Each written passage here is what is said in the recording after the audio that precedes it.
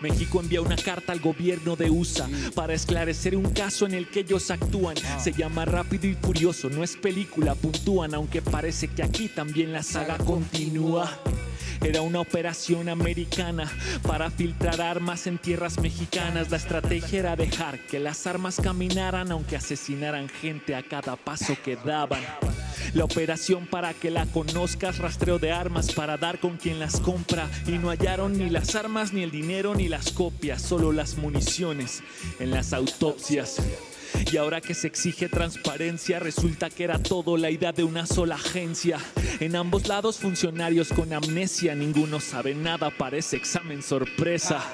¿Quién le dijo al tío Sam que podía decidir dejar pasar las armas para descubrir a quienes las mandaban pedir al costo de miles de vidas de los que viven aquí? ¿Quién le dijo al tío Sam que podía decidir dejar pasar las armas para descubrir a quienes las mandaban pedir al costo de miles de vidas de un soberano país?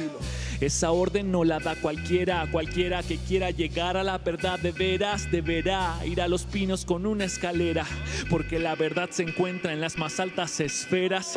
Los gringos venden armas al por mayor, dicen que solo son para protección. Claro, protección de las armas que vendieron el mes anterior. ¿Qué más cosas siguen en secreto? Fuimos ratas dentro de un experimento. Si resulta cierto que era un trato entre gobiernos, ellos ponían las armas, nosotros a los muertos. Fue un error dejar pasar las armas. Al final igual y no encontraron nada. ¿Quién se lo dice a las mamás desconsoladas de los 15 adolescentes masacrados en Chihuahua? ¿Quién le dijo a Sam que podía decidir dejar pasar las armas para descubrir a quienes las mandaban pedir al costo de miles de vidas de los que viven aquí? ¿Quién le dijo al tío Sam que podía decidir dejar pasar las armas para descubrir a quienes las mandaban pedir al costo de miles de vidas de un soberano país? Nos vemos el próximo lunes. Los dejo con Estefanía Veloso. Paz. Gracias, Dañera, por arrancar el programa con esta noticia rapeada. Muy buenas noches a usted. Le damos nuevamente la bienvenida a este espacio para hablar de buena fe. Hablemos del Tren Maya. De esos más de 1,400 kilómetros de infraestructura que conectarán los estados de Chiapas, Tabasco, Campeche, Yucatán y Quintana Roo, con un primer tramo que inició su construcción en Palenque, hasta ahora no ha dejado de haber una discusión maniquea sobre lo que es el Tren Maya y lo que representará para la región y para el país en su conjunto. Hay quienes, por un lado, hablan de este megaproyecto como una continuación del modelo que marcó la región del sureste con desarrollos como el de Cancún y vaticinan una destrucción ambiental, desaparición de la cultura e identidad maya y el pronunciamiento de las diferencias sociales en la región. Dentro del grupo de críticos también están los que, no importa de lo que se trate, si se habla del Tren Maya o, para pronto, de cualquier proyecto de este gobierno, siempre hay un negro en el arroz. Las consultas que se hicieron, las votaciones, las licitaciones, el inicio de la construcción, todo. Pero del otro lado están quienes, al nombrarse el Tren Maya, solo pueden ver y hablar de los beneficios del proyecto y no están dispuestos a revisar las potenciales debilidades de una megaobra en la que convergen intereses varios, no fácilmente reconciliables y riesgos que deben ser tratados con mucho cuidado. Hoy daremos la tarea de intentar dar dimensión al rompecabezas de los aspectos fundamentales que afectarán el resultado final de un proyecto que fue votado con la esperanza de que se propicie desarrollo justo, equitativo, en la región más abandonada, empobrecida del país. Para ello se encuentra con nosotros la antropóloga Paloma Escalante, que dirigió la investigación etnográfica del impacto regional que podría tener el Tren Maya. Vamos con ella y con Gibran.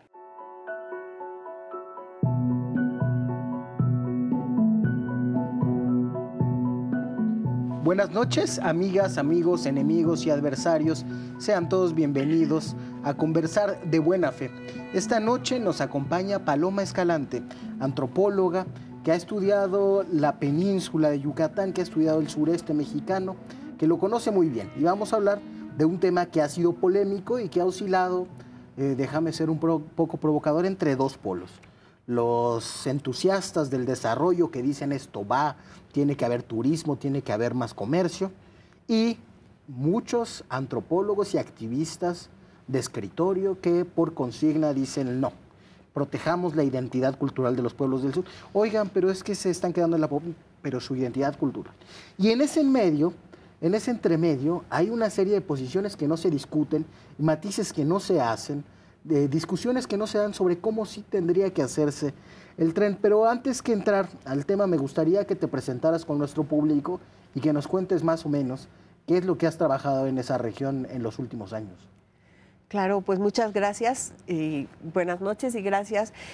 Yo soy antropóloga, soy doctora en antropología social y hace 20 años más o menos que trabajo en el estado de Quintana Roo específicamente. Antes trabajé un tiempo en Campeche y también he estado en Chiapas, pero realmente mi lugar de trabajo es Quintana Roo y lo que yo conozco seriamente es Quintana Roo.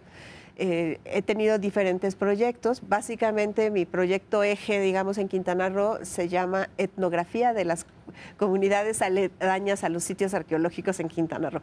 Y se trata de hacer etnografía, o sea, de conocer bien a los poblados que están cercanos a los sitios arqueológicos, porque el INAH no se ocupa solo de las piedras, solo de la arqueología, se ocupa de la gente también. Y es importante saber quiénes son estas personas, de qué viven, cómo viven, qué necesitan, qué relación tienen con el sitio.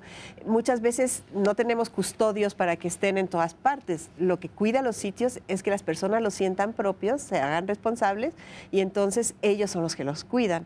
Pero para eso hay que tomarlos en cuenta, hay que hablar con ellos, bueno, eso es lo que yo he venido haciendo. Entonces he trabajado muchos poblados a lo largo del estado. ¿Cuántas comunidades de Quintana Roo conoces? Uy, muchas, muchísimas. Sería como difícil de enumerar todas, pero... Sería más fácil saber cuáles no conoces. No, bueno, no, aún hay más, pero en fin, son muchas. Donde he trabajado más, pues sí, son algunos lugares, como el poblado de Morocoy, cercano a la zona de Sivancheque y Nixna, que es una zona arqueológica importante, Francisco Villa, cerca de Cojunlich, Nicolás Bravo, que es un lugar que ya va acercándonos hacia Calakmul, la salida del municipio de Tompe Blanco, o sea, toda esta zona del sur, bueno, Huaypixna, Chicocom, son González Ortega, son muchos poblados que están en toda esta parte del sur. En el centro pues sería Bacalar, Miguel Hidalgo, Cuchumatán. Yo llegué a trabajar, lo primerito que hice fue con los poblados de exrefugiados guatemaltecos que llegaron a instalarse aquí en Quintana Roo. Entonces esos son los que pues, al principio conocí más. Cuchumatán, Mayabalam, San Isidro La Laguna, que están en el hoy municipio de Bacalar, después bueno, el mismo Bacalar, y luego de ahí se sigue hacia lo que se llama la zona maya, que tiene como centro Carrillo Puerto, y pues las poblaciones aledañas a Carrillo Puerto, Huaypix, Señor, Umay, Huaypix no, Huaypix está en Otompe Blanco, Ixpichil. En fin, son diferentes poblaciones que están en la zona ya centro, de ahí se pasa hacia la zona norte, ya lo que es el municipio donde está Tulum, ahora municipio, y después de Tulum se entra a la parte norte, que es la parte como más conocida, y el municipio de Solidaridad, y ya lo que es pues Playa del Carmen, Cancún, toda esa zona turística que se conoce más, ¿no? y que yo trabajo menos, porque no me gusta y porque ahí hay mucho menos trabajo ¿no? de comunidades aledañas a las poblaciones. Tienes entonces no solamente una conexión cognitiva, sino que imagino que después de este tiempo también una conexión social y afectiva con muchas de estas sí, claro, comunidades. Sí, es tu claro, tierra. Es mi tierra, es mi gente, sí, no, por supuesto, sí. Y supongo que eso fue importante para que te interesara el proyecto del Tren Maya. Y realizaste un estudio que a mí me pareció enormemente interesante, que se difundió por algunos medios de comunicación y que me gustaría que nos contaras. Dijiste, vamos a preguntarle a la gente qué opina en realidad. Estaban estas opiniones que creo que tú veías también, que debatías con algunos de ellos también, no en esos términos quizá, pero te fuiste a platicar con la gente. ¿Qué encontraste? Sí, de hecho nos fuimos formalmente a hacer el trabajo de investigación, porque yo lo que vi fue tantas cosas en contra, o sea, tanta gente hablando de que no y no puede ser, y la identidad maya y la ecología y Calakmul. Y yo dije, o sea, ¿de verdad qué hay ahí? Formé un equipo y organizamos un proyecto, fue el primer proyecto del año pasado, donde hicimos primero cuestionarios, luego entrevistas en general a la gente y luego entrevistas con especialistas en diferentes áreas de las poblaciones locales. Y lo que nos encontramos, pues la verdad es que nos sorprendió mucho. Recorrimos muchos de estos poblados, tengo el listado ahí, pero son todos los que pudimos por donde se supone que va a pasar, porque no está el trazo definitivo. Pero como va a ir a lo largo básicamente de la carretera, porque es donde se tiene derecho de vía, entonces los poblados más cercanos a las carreteras son los que fuimos recorriendo. Lo que encontramos ahí muy distinto de lo que esperábamos, fue mucho entusiasmo de la gente diciéndonos, por fin alguien hace algo por nuestra gente, por fin va a cambiar esto, por fin va a haber trabajo, o sea, la gente muy esperanzada y realmente pues sin oposición, o sea, la gente esperando, la gente además como con la ilusión de cosas como que voy a viajar, voy a poder ir a ver a mi mamá a Yucatán, voy a poder, o sea, cosas que no han podido hacer y que ahora piensan que se va a poder, que van a poder transportar su miel, que van a poder, o sea, cosas de las que normalmente son muy difíciles porque en un autobús no se puede, una persona con discapacidad que no puede subir su silla de ruedas al autobús, o, en fin, gente así pues con mucha esperanza de viajar y de usarlo ellos y de tener el trabajo y pues sí, nos encontramos con eso. Y realmente en todas partes, o sea, realmente fue sobre todo la parte sur, que bueno, no sé después cómo le explico cómo tenemos regionalizado el estado para trabajarlo. Sí, primero dime cuántas entrevistas hiciste más o menos. Uy, Bueno, hicieron. Sí, bueno, sí, somos un equipo, somos 4 personas y estuvimos trabajando, pues más o menos debemos tener, no conté nunca todas las que son en total, pero tenemos unas 2,000 cuestionarios. Las entrevistas no, las entrevistas pues son menos, pero muchas fueron informales, a pie de carretera y simplemente en las casas y en el camino, y luego entrevistas ya formales con algunas personas clave, ¿no? Esas las tenemos grabadas y las tenemos en video y están en nuestro blog para que se puedan consultar. Con muchos informantes que ya tenías de todo tu trabajo previo de los No, últimos... fuimos localizando aquí para esto, porque no quería yo llegar con la gente que yo ya conozco y que me vayan a decir lo que creen que quiero oír. No, fuimos a buscar las personas, cómo se hace, ¿no? Normalmente, aleatoriamente, buscar gente del pueblo que quisiera hablar. Las entrevistas ya específicas, las videograbadas o con especialistas, sí buscamos gente que nos habían dado la referencia de que era importante hablar con esas personas. Nos lo dijeron otras personas de los pueblos. Entonces está pues un activista que es ingeniero ambiental que vive en Carrillo Puerto, un líder de un centro ceremonial maya que es en Carrillo Puerto también, otra activista política y antropóloga que vive en Bacalar. Esos ya fueron como personajes escogidos a los que les hicimos una entrevista como más a fondo porque tienen algo más que decir y que tienen posiciones, son los que tenían como posiciones también con más dudas, con muchas preguntas. ¿Qué va a pasar con la gentrificación? La gente se va a tener que desplazar de sus comunidades. ¿Qué va a pasar con el manejo de la basura? ¿Qué va a pasar con el agua? O con la cultura maya. O sea, ¿qué va a pasar con los pueblos mayas cuando empiece a llegar toda esta avalancha de un turismo? Porque era la idea que se tenía. Entonces, pues ya esas entrevistas con especialistas pues están grabadas y son las que tenían dudas, pero la gente, la mayor parte del pueblo, no tenía dudas. Cuéntanos ahora sí, ¿dividiste el Estado en 3 o en 3 lo conceptualizaste según lo que podría hacerse en cada una de las zonas respecto al tren? Por sus características, yo creo que el estado, de hecho, son 3 regiones muy diferenciadas. Lo que sería la parte sur es la frontera con Belice, donde corre el río Hondo, que incluye Chetumal, una parte de Bacalar también.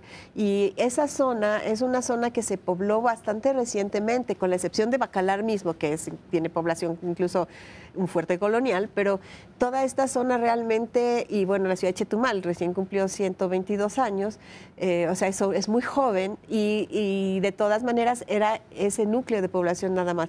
Lo que es la población rural, todos estos poblados rurales, se poblaron en los 70s, fueron originados en los nuevos centros de población ejidal que Luis Echeverría organizó y era migración dirigida para ir poblando, con miras un poco a que se completara la población necesaria para que el territorio en aquel entonces se convirtiera en Estado, que se convirtió en Estado en el año 74. Vamos a ir un corte y me cuentas de qué se Ok. tratan las otras 2 regiones. Usted siga con nosotros, estamos conversando de buena fe sobre el Tren Maya.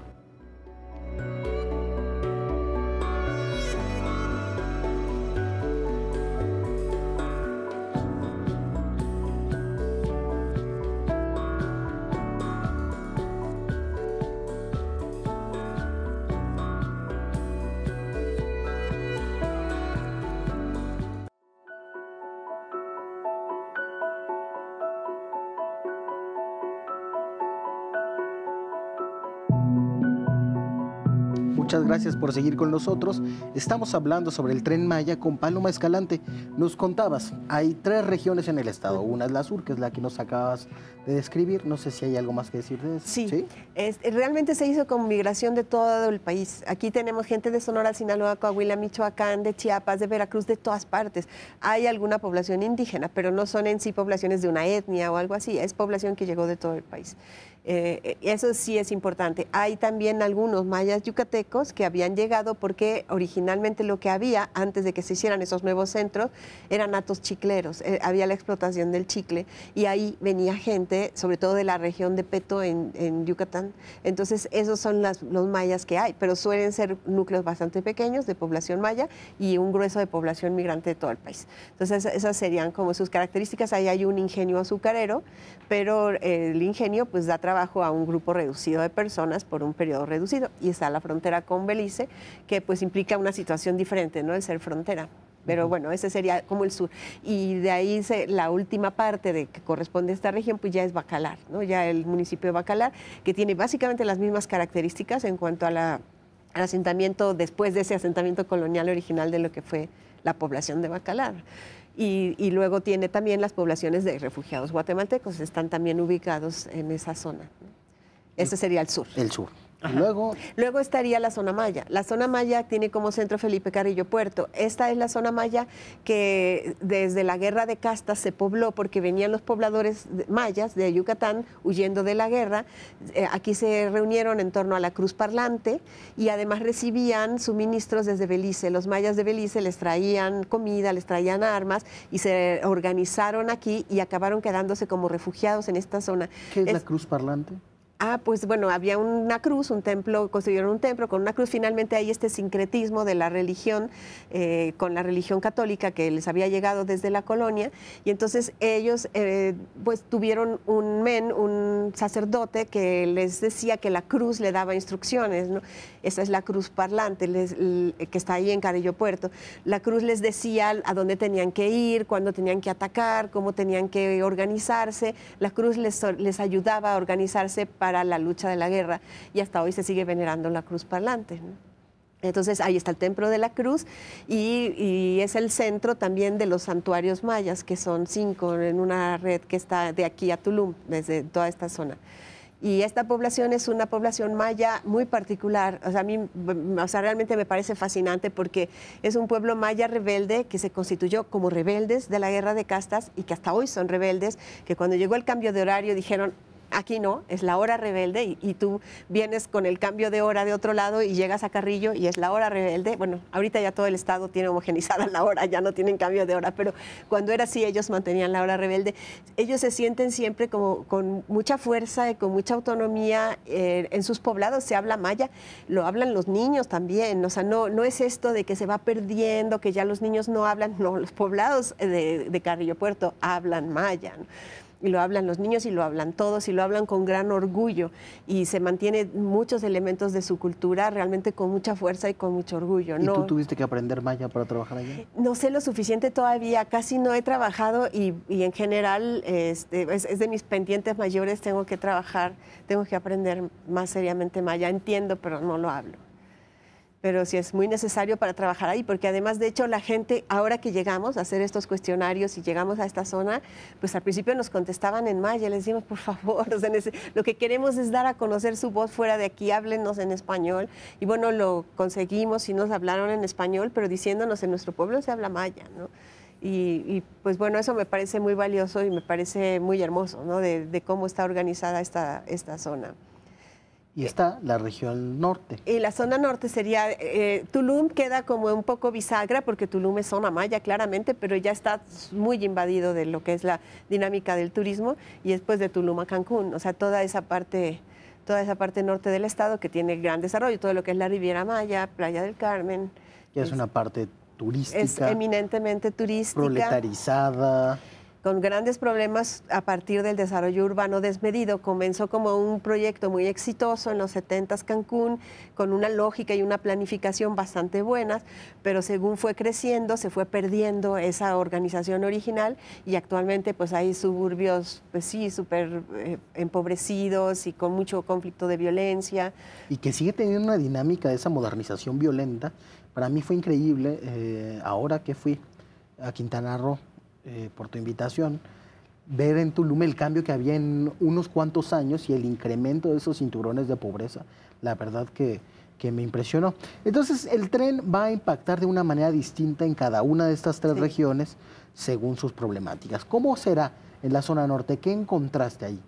Bueno, en la zona norte lo que encontramos fue básicamente que la gente está esperando un transporte ágil, barato y adecuado para sus necesidades. Muchas personas viven en Cancún, justo en esas colonias depauperadas de los alrededores, y trabajan en la Riviera Maya, en los diferentes hoteles, o en playa, o en Tulum. O sea, la dinámica, el movimiento de población en toda esa zona norte todos los días es enorme, de gente que sale a 5 de la mañana y regresa a 8 de la noche, pero todo el tiempo hay ese movimiento. Un poco como se necesita lo que ahí aquí va a ser el con metro. El metro, Ahí lo que quieren es el metro, o sea, quieren eso, un transporte ágil, rápido, no ven un problema, ven la solución de un problema, ¿no? En esa parte, lo que sí piden es que puedan subir sus bicicletas, que realmente se paren en los lugares que necesitan, o sea, tienen demandas específicas por sus necesidades, pero que quieren el transporte, lo quieren. Sin lugar a dudas, o sea, esa zona norte, ahí el punto, el foco rojo es Tulum. O sea, en Tulum hay que cuidar mucho cómo se va a hacer, o sea, se está hablando de una estación en Tulum. En todo este tema del tren, una cosa es el tren, otra cosa son lo que llaman las estaciones o estos polos de desarrollo. Ahí es donde hay que tener mucho cuidado, porque si nos vamos a ciudades otra vez, vamos a tener los problemas que hemos visto en las ciudades y es prácticamente inevitable que eso suceda. Hablando con gente de ONU Habitat, que son parte de los que están asesorando, o sea, la idea en realidad de ONU Habitat no es tanto formar ciudades, no es una ciudad en cuanto a una gran aglomeración de gente, que estamos viendo ahorita en la situación que vivimos, el problema que es una ciudad con tanta aglomeración de gente. Lo que ellos están hablando es de urbanizar el campo. La gente del campo también necesita luz, agua, servicios médicos, internet, necesitan tener los servicios. Entonces, encontrar la manera de construir estas redes urbanizadas para que la gente pueda vivir con lo necesario, con los servicios urbanos, pero no formar grandes aglomeraciones. Ciudades medianas con un desarrollo inmobiliario medio que sea negocio, pero que no sature, digamos, las zonas que están ya de por sí saturadas. Ni siquiera medianas. O sea, realmente la idea sería como redes de poblados. Bueno, nuestra idea es ir viendo en todos estos poblados, en realidad, desde lo que es la zona maya y la zona sur, porque el norte de verdad es otra cosa, pero en tanto en zona maya como en el sur, todos prácticamente tienen una laguna, un cenote, vestigios arqueológicos, una zona de selva, tienen un río, tienen algo que es como, podría ser oferta para el turismo. Se pueden convertir en turísticos muchos lugares que hasta ahora no lo son. Pero son pequeñitos y lo que ellos quieren es poder ser ellos quienes tienen ese control. Y la idea es que ellos tengan una clínica, una escuela, las necesidades básicas cubiertas, buen servicio de energía eléctrica, de internet, de todo, y que en esta red de caminos se pueda hacer realmente un turismo alternativo de verdad, donde se vaya en pequeña escala a los lugares y entonces se vaya pudiendo cambiar esa dinámica, donde la gente del campo pueda vivir bien sin tenerse que ir de su pueblo, porque si tú haces una ciudad y es ahí donde hay empleo, la gente va a tener que seguirse yendo a la ciudad para buscar el trabajo. El chiste es que no sea necesario eso y tengan los servicios dignos y necesarios para vivir como ellos quieren vivir, que si lo quieren, y es lo que han pedido en las asambleas de consulta, ¿no?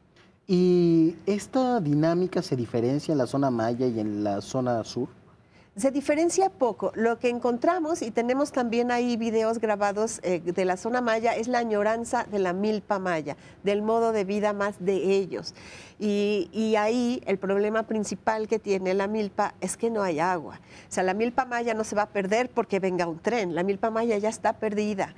la primera parte de perder la milpa maya realmente sucedió con la reforma agraria, realmente desde el cardenismo, porque la milpa maya se mueve, o sea, no se puede sembrar en un solo lugar, o no se hacía así, sino que se tenía que rotar. Aquí estamos hablando de que el manto fértil, la tierra fértil en la península de Yucatán, en toda la península, es muy pequeña, entonces se agota muy rápidamente y hay que dejarla descansar. Entonces ellos trabajaban una parte, se recorría otra, y años descansaba la tierra y después se volvió a sembrar. Eso se dejó de poder hacer con la reforma agraria. Entonces empezaron a agotar mucho las tierras, lo cual se fue supliendo con fertilizantes, que no es la mejor idea, porque además se filtran al manto freático y entonces finalmente tenemos el acuífero contaminado. Pero bueno, eso se puede trabajar con fertilizantes orgánicos y tal. Pero el caso es que los últimos 5 años más o menos no ha llovido, no han tenido agua y han perdido, no se ha podido hacer la milpa ya. De ellos, por ejemplo, nos decían que si con el tema del tren y les están ofreciendo ahora resolver problemas y tal, lo que ellos quieren es que les hagan pozos, porque si tienen un pozo y tienen agua, pueden volver a tener su milpa. Y ellos hablaban de que, bueno, incluso pues que vengan turistas, pero que vengan y vean cómo es de verdad, cómo se come de la milpa, cómo se vive de verdad en los poblados mayas. Eso es importante para los poblados mayas y no es así en el sur. En el sur igual no tienen agua, igual hay problemas, pero no tienen ese arraigo con su milpa, ¿no? Esa es una diferencia importante. El idioma, que hablan el maya, y el arraigo con la milpa como modo de vida, porque es modo de vida, de organización social en torno a la cual se hacen los rituales, significa muchísimo la milpa maya, ¿no? Entonces es una diferencia muy importante entre la zona maya y el sur. ¿Y en el sur hay algunos problemas específicos que sean de ahí y que no veas en las otras 2 regiones? ¿Cómo lo caracterizarías? Bueno, ahí? hay problemas muy graves que estarían... no es tanto como de la zona sur, sino tenemos el tema de Bacalar, es un problema centralísimo.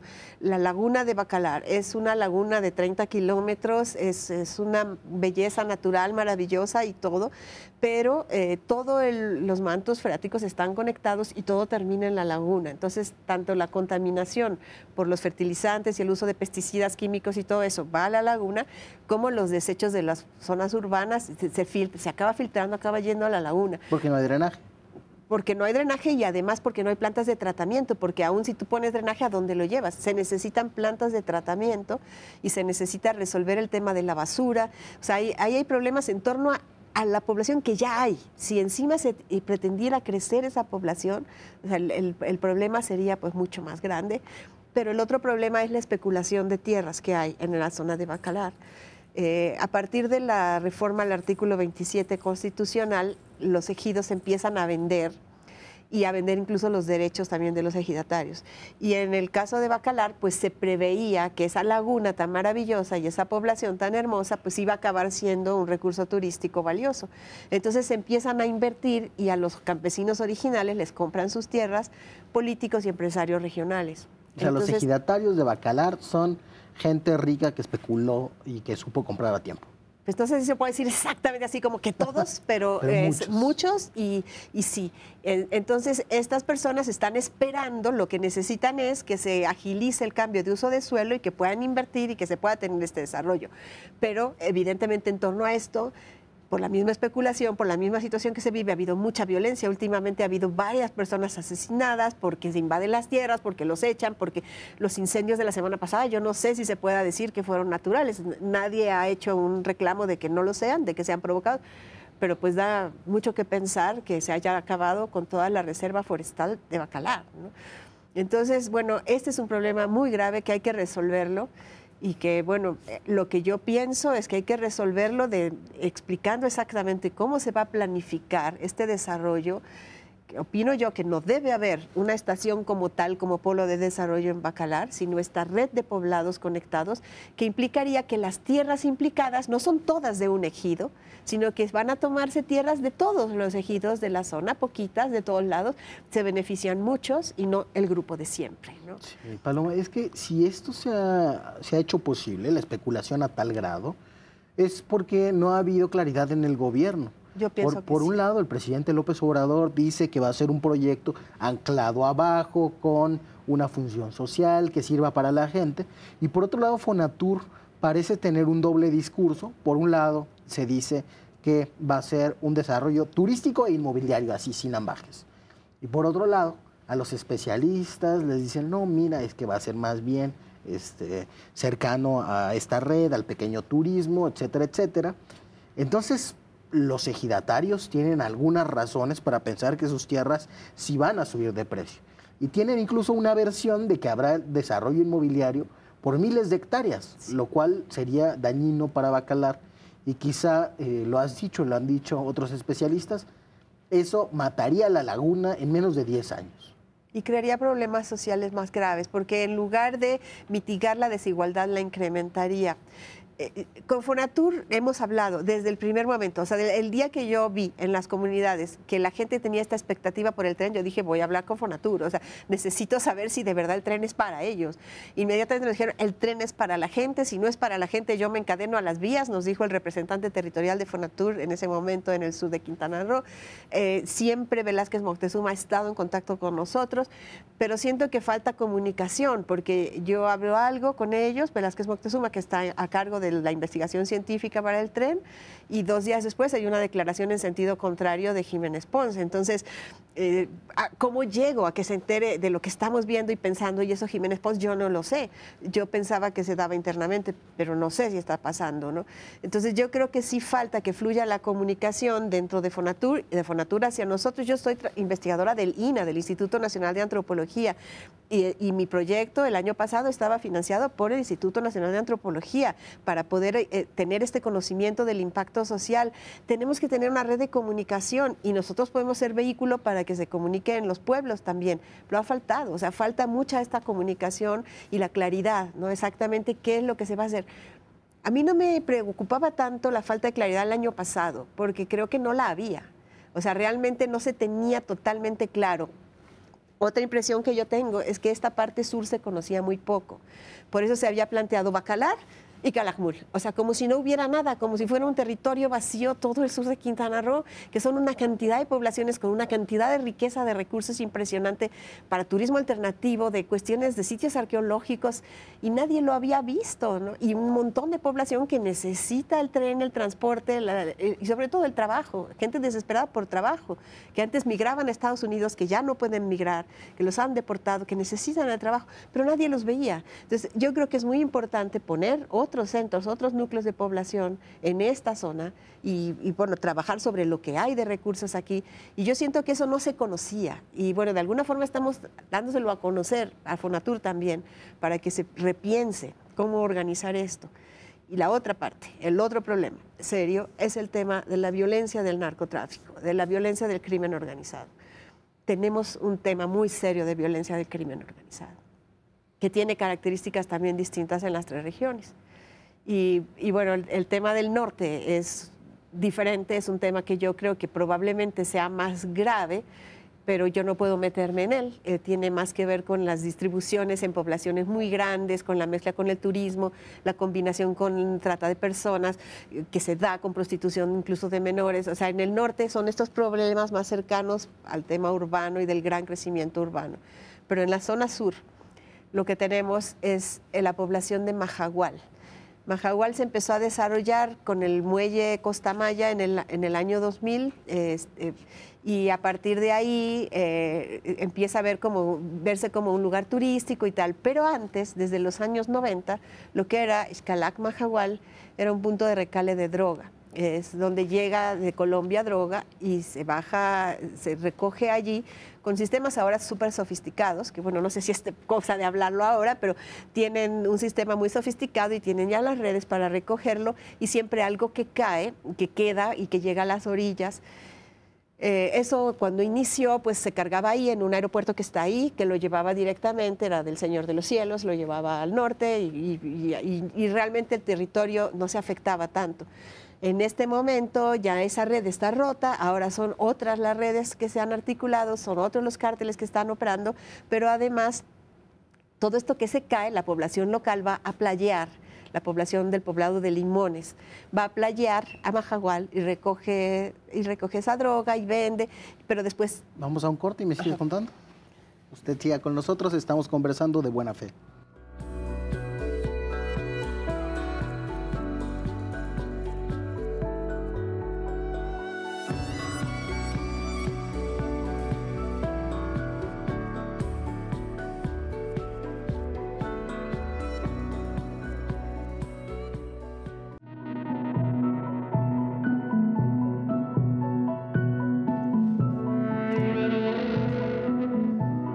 gracias por seguir con nosotros. Paloma, me decías que hay varios problemas, uno que no conocían la zona y otro que hay, digamos, entramados sociales como el del narco que no se tomaron en cuenta, también en lo que yo llamaría la ingeniería social del Tren Maya. Nos contabas, ahí la gente va a recoger la droga y hay un entramado pues laboral alrededor de eso. Sí, pero también todo esto es posible por también vínculos con la clase política regional. O sea, ahí es un tema que ya hay negociaciones, que ya hay acuerdos, que ya hay pactos y que es muy difícil, y hay poblaciones que viven una violencia muy grande, especialmente Limones, ¿no? Es una población particularmente asolada por la violencia.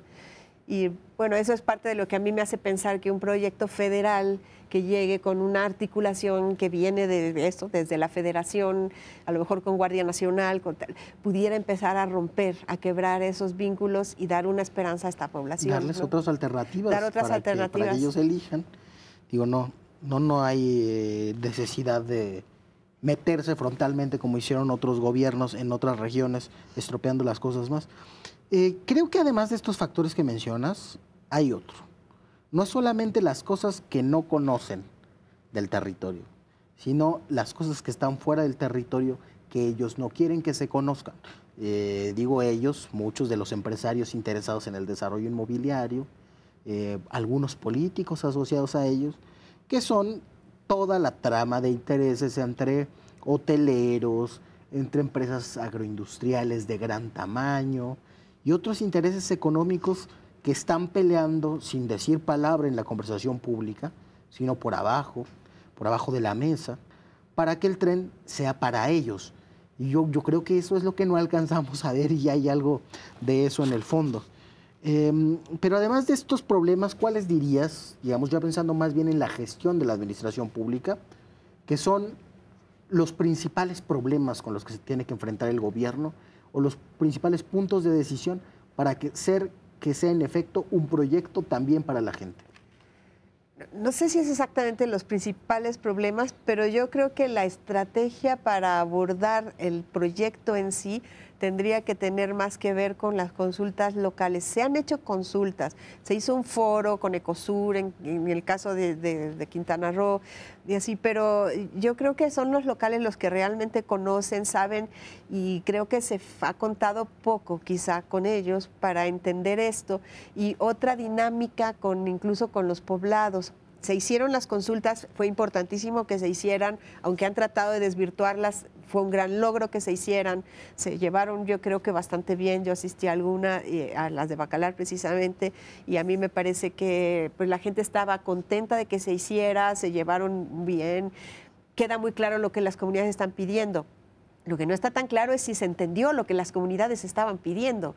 Entonces es establecer la forma de verdad de trabajar mucho más cercano a las comunidades. Se organizaron reuniones de seguimiento después de estas asambleas consultivas, pero en las reuniones de seguimiento lo único que hacen es decirle, ya tomamos nota, ya se está procesando, pero no se están llevando a ver cómo se van a hacer las cosas. Decías tú, ¿hay algunos puntos críticos? Por ejemplo, o sea, en la asamblea de Bacalar, la gente habló de la necesidad de los pozos, de la necesidad de agua, de la necesidad, sí, de caminos sacacosechas, de tal. Pero lo que ellos decían es, si se resuelve el problema del agua, podemos seguir siendo campesinos, necesitamos sacar las cosechas, central de abastos, tal. Pero si no, todos tenemos algún recurso que puede ser turístico. Todos los pueblos los tienen. Lo que queremos es que nuestros hijos puedan estudiar para que sean ellos quienes los administren, que no venga gente de fuera a administrarnos, lo que nuestros hijos puedan y tal. Queremos escuelas, queremos colegio de bachilleres, queremos lugares en la Universidad de Quintana Roo, queremos que el tecnológico de la zona Maya tenga sedes aquí. La gente quería educación para sus hijos y lo que pedían era eso, pedían hospitales, médicos, medicinas, educación para sus hijos, internet, o sea, esos servicios urbanos. Entonces, escuchar de verdad lo que la gente está pidiendo, porque en la relatoría que se hizo de esa mesa, lo que dijo la delegada del INPI presente allí, dijo, bueno, es población campesina, se necesita agua, caminos a... Eso no fue lo que la gente dijo, lo que la gente dijo fue mucho más rico, es saber escuchar. Yo creo que haría falta que haya gente, que haya más antropólogos trabajando. Allí tienen escuela de antropología en la UCRO.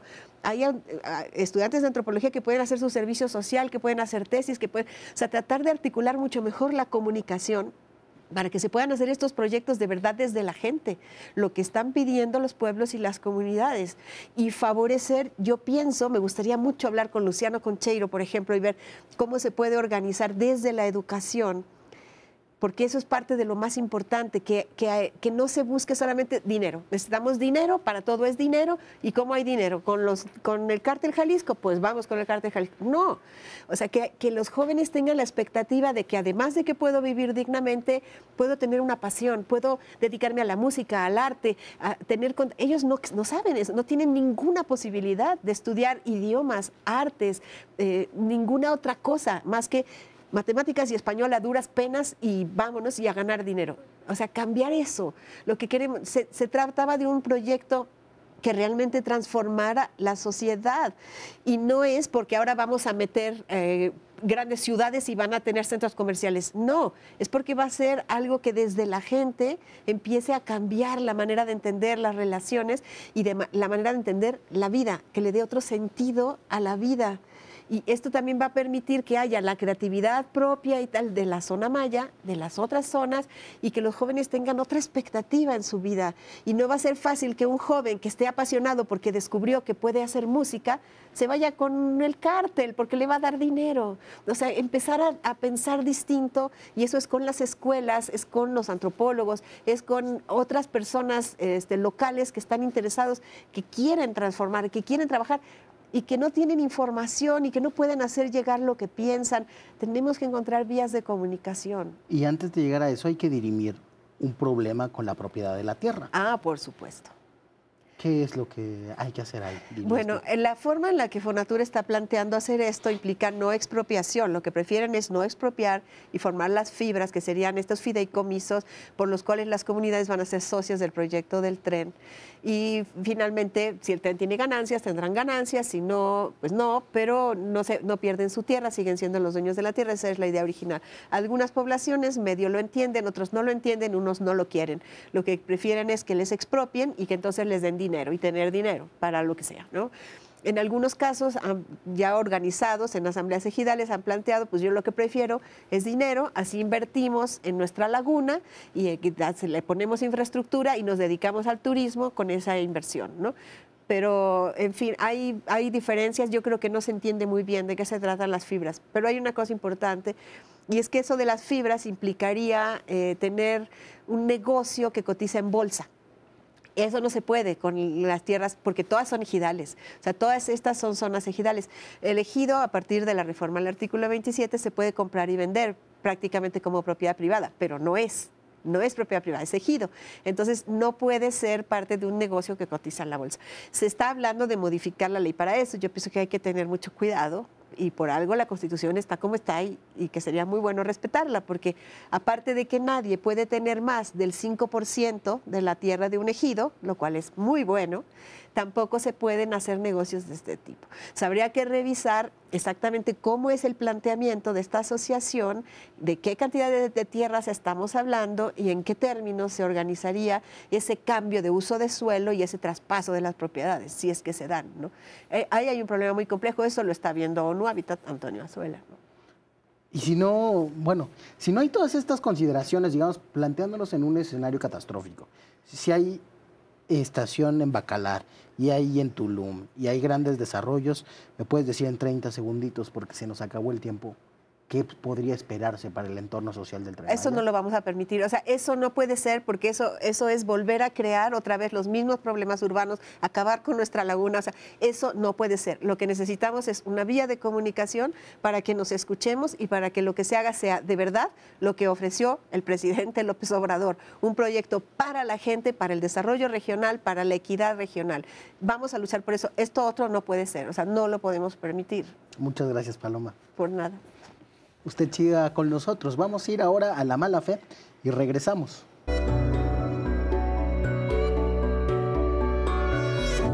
Hay periodistas que reportan sobre todo. Hacen notas objetivas y su finalidad siempre es informar. También existen otros que solo hablan sobre algo o alguien. No se mueven de ahí y por más que se les cuestione el silencio que guardan ante temas importantes, jamás ven a otro lado. Este es el caso de Carlos Loret de Mola, específicamente con Bartlett. Mucho se ha dicho el director de la CFE y la verdad es que no lo vamos a defender. Pero hoy no hablaremos de eso. Hoy hablaremos de la mala fe que tienen algunos y que los lleva a informar sobre lo que sea, aunque no sea nada relevante. Ejemplo de esto es la nota que publicó Carlos Loret de Mola en Nati News y Washington Post, donde informa que la casa que fue casa de campaña y de transición de AMLO, ubicada en Chihuahua 216 de la colonia Roma, pertenecía a un socio de Bartlett. La famosa casa de transición donde el hoy presidente de la República, Andrés Manuel López Obrador, anunció a su gabinete inicial y hasta recibió funcionarios extranjeros, le pertenecía a la empresa Top Real Estate Company, cuyo socio mayoritario es José de Jesús Hernández Torres, colaborador de Manuel Bartlett. Todo de acuerdo con el folio mercantil 222-549 y copias de la escritura del acta constitutiva. El periodista dijo que la compañía vendió el inmueble al partido Morena, donde se construiría el museo de la llamada Cuarta Transformación. A partir de septiembre del 2017, Morena rentó el inmueble ubicado en la colonia Roma de la Ciudad de México y, según las solicitudes de información por la renta de esa casona, Morena pagaba anualmente 1.9 millones. Esta es la información, así, simple y llana. Lo muy particular de todo esto es que el sello periodístico de Carlos Loret de Mola, ya bautizado en redes como Lord Montajes. Primer distintivo, salir con bombo y platillo a decir que se cuenta con una súper exclusiva de información que va a poner de cabeza al mundo, en su fantasía, al mundo del presidente Andrés Manuel López Obrador, por supuesto. El segundo distintivo, no tener nada de contenido periodísticamente relevante y tener que compensarlo con encabezados mentirosos por aquello de miente que algo quedará.